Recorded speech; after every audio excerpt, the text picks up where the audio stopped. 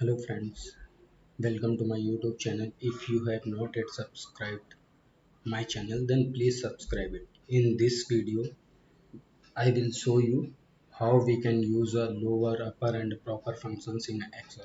We have a, we have some values; those are not in a proper case formats. So here we will arrange these into a proper format or lower and upper. So for proper using, what we will do, we use a equal sign in that cell. We use a proper function. We will write a proper and we will select that cell and we will press a tab. So it will arrange it in a proper format.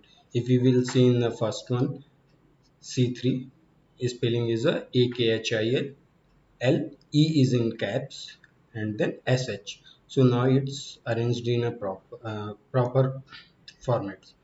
Now what I will do, I have selected this cell and then drag it to the last cell. And now in a same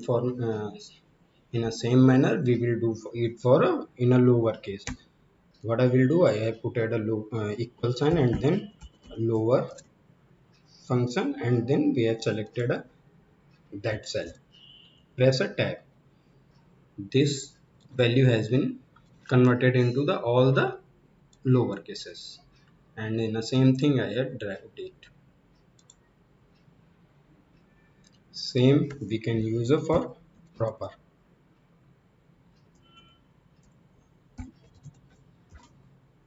and we will select this one.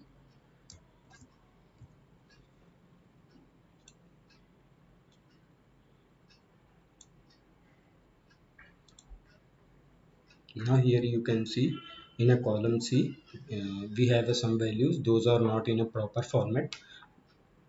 Now what we have here I have used a proper functions, lower and upper functions to convert these values into a in a proper format, then in a lower format, and then it's in a upper format.